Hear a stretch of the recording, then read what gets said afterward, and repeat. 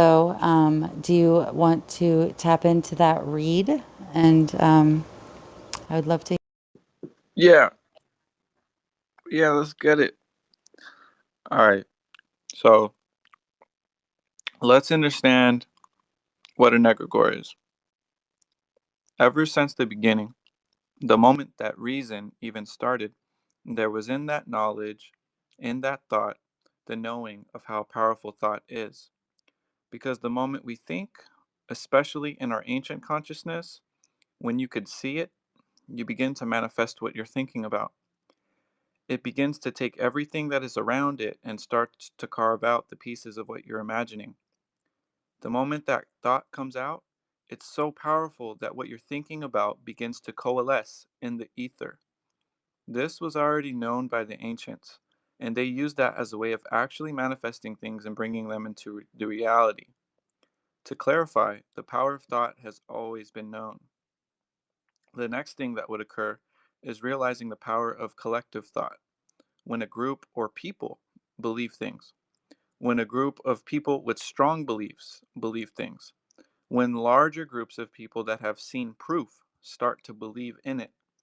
So, what that does is it starts to coalesce or allow that thought, which is also known as an egregore or an eidolon, it allows it to become concentrated.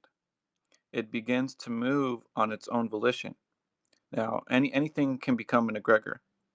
Some of the most powerful egregores are obviously religions, because when someone dies to represent something, or because they believe in something, the essence of what's happening within their own consciousness and what they are releasing at the moment actually feeds the egregore of spiritual traditions.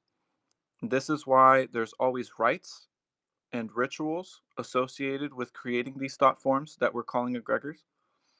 Egregores are known as being artificial beings, and sometimes when the term artificial is used, it's often confused. Like the term inorganic in chemistry is often confused. So when artificial is mentioned in a spiritual context, it relates to something that did not come into existence through the same process or the womb based process of how you came into existence. So when they even speak of artificial intelligence, there's always some robot that was created by the hands of man that didn't go through a woman as birth and came into this world knowing something, but it is not real. It's artificial. On the metaphysical level, when we say something is artificial, we are not saying that it can't move on its own volition. We're not saying that it can't think and move on its own. We are simply saying that, hey, this thing did not come through the same process of how we came into the world. It came into the process just through the mind. The big difference is that when we come through our experiences, it is our immortality. It will never fade and perish. While things that come through the mind, which is also simultaneously the world, it will perish. Just as soon as what you see in nature, flowers spring up and wither away. Just as soon as you see something decomposed and then becomes the food for something else, and then eventually goes all the way back up the chain and grows again. This process is constantly happening around us.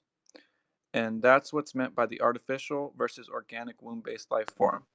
So you then have this idea, or eidolon, sometimes called an egregore, running in and out of the matrix as a real conscious being and actually living inside of the minds of most. So this gives us an onset of what an egregore is. Anything can become an egregore. It's not good or bad. When you start out something, like even if you're going to start an idea now to build a company, that company is an egregore. So what happens from that point, from its conception, you have these rites and rituals that you're practicing. They call that your beliefs. So that believing you're going to succeed, that going to the meetings and that you need to go to get the knowledge and the wherewithal, all these different things that you're doing are actually the ritual. It's not putting on some weird costume and walking in circles. Actually, that's called going to work. If you really think about what's happening, people are always in the ritual of building their egregore. Also, it's known that the person who initially starts an idea, when that process occurs, even almost from the moment of conception and completion, what sometimes comes after that period is a degradation process that takes place. Let's say things succeeded and they started working and you had to kind of pull back off of it because maybe you got too old. or maybe you wanted to do something else, and now someone else is running it. Now, you've done the best to show everyone the ropes, the rituals, and the rites that need to be performed to keep this egregore alive. This egregore could be your company or anything. And obviously, maybe they're not going to do it like you, especially if they don't see it's open source and they don't see their vested interest in it. They're not going to do it like you. And because of that, over time, it's going to start becoming something that was not what you initially thought you created if you're there to even witness it. In most cases, those who have projected and visualized the most powerful egregores in the world today are actually no longer in this world. And the egregore itself is being managed by those who are still upholding their rights in a lousy manner. And on top of that, they don't actually know, or it's not bearing any resemblance to what it really is. For example, in the esoteric world of Christianity, Christ is actually the Kundalini that's supposed to rise up your spine.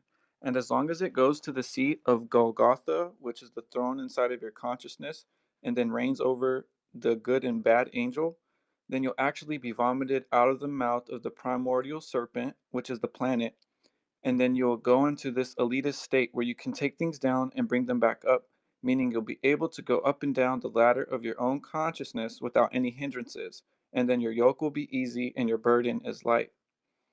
Because you have so much power and energy, you realize that there's actually no scarcity of it. That's the magnum opus. Now, that is not what's going on now in this 5,000 plus pages book of all these spiritual traditions. That's far from actually explaining that. So then you have the exoteric. So, of course, then the first people who probably put together the esoteric doctrine, they didn't really see that it was going to turn into this. This is another example of an egregore.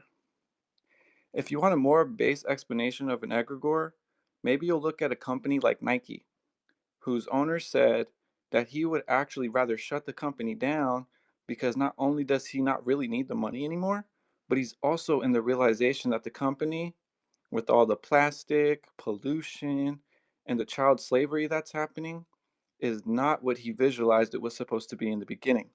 However, because there's more shareholders, the creator of Nike doesn't have full ownership of the company anymore. Now, this egregore called Nike cannot be stopped by the person who created it. This is a perfect example of when egregores get out of control. You can see this on a spiritual level of when spiritual artificial forms get out of control and start moving on their own volition. Or you could see it on the most prime physical level of when companies don't bear the same aspects of the person who originally created it to where it turns into something different. When we look up at the makeup of an egregore, it's actually made up of a positive and a negative force. Why? It's because when you create something, even if you think it's the best thing for everyone, there's always going to be this group that doesn't feel the same way. We call this uniqueness. And because of that, egregores, when they start, they have this good side, which means people are the things that believe in them. And then you have the bad side, the things that don't like them, don't want them around, and don't even want them to exist. This is the same as what we would say is the masculine and feminine force that actually animates the human body. These two components that we're talking about are the dual components that are necessary to have when having an egregore. Most people, of course, they will only want you to say good things about whatever they're developing. They only want to get the good news about what they're doing. That's why it's such a big lie to them when someone emails them and says, "Hey man, I don't believe what you believe in. I believe that you've gone down the wrong path. You're stupid," and so on and so forth. While the person's gotten all this great information maybe 80 times that day, that one time that they got bad information, because they're playing the whole good and bad thing, that one bad comment actually must weigh as much as those 80 good comments. This is the actual mathematical system going on that the universe is calculating to keep itself in balance all the time. When someone else is witnessing this, is like, man, why are you mad? You got people that love you and care about you, but you focus on this one person that gave you this bad comment. And it's because we're more aware of pain than we are of pleasure. And the reason is because when pleasure starts, then we don't want it to stop. But when pain starts, we want it to stop right away. So this pain brings us to a different kind of awareness of dissatisfaction. All the things that equate to us not getting what we want in that moment. It becomes more vivid to us than actually getting what we want every single moment. And that reason why you know this is because what we want, at least for this moment, is air. What we want is some water, and we're getting that. And because we're getting that, we're not thinking about how we're getting air and water. We're more thinking about the nucleus of why is this person arriving here late again? Or what's going to happen if this person says this next thing to you? We're allowing our minds to only focus on what we don't want. And this is likely painting a red sign on yourself and literally saying that you're going to become lamb meat for the dimension. Because generally, you're always going to put yourself on the good side of whatever you feel like is the problem. And then that is the bad side. I'm just showing you how the dualistic structure works in consciousness. So you're the good one, and of course, whatever this person is, the bad thing, and now you enter in like that. And what this creates is a dualistic structure. Now, going back to the egregore, every person that believes in it, whether positive or negative, feeds it. So this means if you can never get control of your mind and actually focus on what you want, and you're constantly even focusing on things that you don't like, because those are all concepts, those are all ideals that have been formed into some energy pocket, some emotional pocket that you can attach yourself into. Oftentimes what happens is you stay in this whole negative positive oscillating mode, and then what occurs is you feed it, and this then allows it to have more power to trigger you again and get the food again. So this means that every single thing that you don't want to happen, when you keep thinking about it, it starts to happen. And I've watched people tear apart their lives with this without ever realizing that they're actually the ones causing it, because they don't have control of their mind. And more importantly, they don't know how to keep their mind from being engaged into a dualistic cog. And that cog is known as the reptilian complex, also known as the R complex, reptilian brain or lizard brain. We are the biggest things in the way of ourselves, and it's because every time we go into a judgment, we are putting a stop in our own thoughts. And because you don't actually even need to think, you could allow your consciousness to go freely if you didn't always try to judge every single moment. Realize that egregores have antennas. What keeps something alive that was created 2, 3, 4,000 years ago? Well, it just so happens that in this reality that we're in, nothing really goes anywhere. It only changes form and changes shape. In Christianity, when a person dies in the belief that Christianity is the way that they lived it as, which of course has probably changed from the original, even in their bones, they are still radiating that belief. So it's no wonder then why you see a lot of people buried in the cemetery that, especially at that last moment when they're about to die, they're like, oh God, please, Jesus, whoever, please. And they're doing that fervently because they know now it's time to go, and that fills their bones. And they just sit into this graveyard and they just keep reeking that. And that makes it easier for other people who may not actually be on the same path to become susceptible into believing that egregore. And when you start believing it, if there is a God, then there must be a devil. So now you're breaking your energy into parts again. Now you're into the division because there's people that are doing what God wants them to do and the people who are not doing what God wants them to do.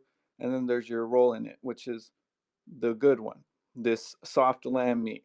That when someone else that doesn't even realize they're on the bad side of things, because in their mind, they're thinking they're the good ones too, does something because you're more vulnerable to them, and then this is a very negative experience. This is how we've begun to design our reality when we just accept something that immediately has us judging. And that's what is called the slippery slope. The only way you can destroy an egregore is to burn it. This is interesting because cremation isn't really allowed in Christianity or Islam, because once you burn something, then it's all the concepts, ideas, artificial side of it is completely destroyed. This allows us to tap into something specific because we start realizing with that in all of this, instead of trying to look at other egregores and other companies and looking at other people not doing what you want them to do, you need to ask yourself, have you created an egregore? Have you been focusing on some kind of illusion using your mind and bringing life into something that didn't understand the whole principles of balance? And now you're living in it as if it's you, and we can call it the body. And it's gotten so tied into who you are that now you think you need to sleep. Now you think you need to breathe. Now you think that you need all these different emotions. when you actually don't need anything. You have it all inside of yourself. Now you think, you think, you think, you think, and you can't stop thinking. And because this thinking is naturally imbalanced, it wears down your body. You start to appear older. You start to become more dense. I'm highlighting the keys to it all. The surface is actually judging people. The depth is even judging that there's a sun outside, and that there is a night, and that there is a day. So, to remove yourself from all this back and forth yin and yang, you only need to begin to accomplish how to get out of judgment. When you don't know what you're doing, you'll form an idea of what you believe what you are, and we've called that the body. And the body has limitations. And the way that it was capable of forming itself was off of you using contrast. Now it's time for you to go into a whole nother stage of yourself, which is going to allow you to see the benefits of the reality, the benefits of being you and who you truly are. What you also be able to do, especially for those who begin to work on this the most, is you'll begin to have what I call self over matter. So there's mind over matter. It's actually self over mind. So there's mind over matter, which is the that first part, and this is yeah, that's for my that's for my notes. I'm still taking the notes, but I'll complete right there. Thank you so much for the space. Yo, you took all those notes? Because it sounded like you. It sounded like you were reading, but it definitely sounded like, you took like these bits and pieces. That's what I'm talking about, y'all. So that is just a great example of how Chazo works. I appreciated you reading all that to us. And that's a great entry